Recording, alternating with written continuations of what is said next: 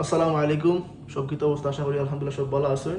যেহেতু আমার কাজ কাম নাই, রুমে বেকার বন্য আছে কদিন থেকে, সো চিন্তা করলাম তাহলে একটা ভিডিও কন্টিনিউ করি। তো আজকে আর একটা ভিডিও নিয়ে এসে আপনার সামনে, আশা করি আপনার ভালো লাগবো আর লগে তাহবা।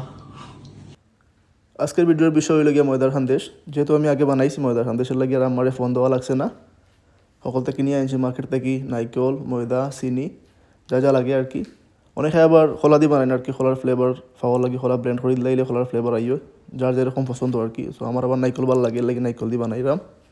সো নাইকল, ময়দা, চিনি সপ্তাহ লগে মিক্স করিয়া ময়দার গুলা বানাইলাম। আস্তে আস্তে ময়দার গুলা রেডি হয়ে গেছে। অন্যদিকে আবার তেল বয়েছি চুলাত গরম হওয়ার লাগি, তেল গরম নইলে আবার হান্দেশগুলো উঠতো না।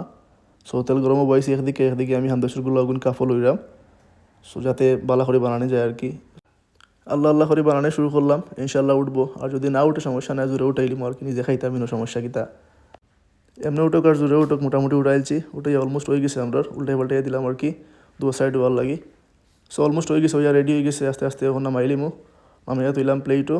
আর পরে আস্তে আস্তে ইনশাল্লাহ খাইয়া টেস্ট করে জানাইমো কিলা হয়েছে না হয়েছে।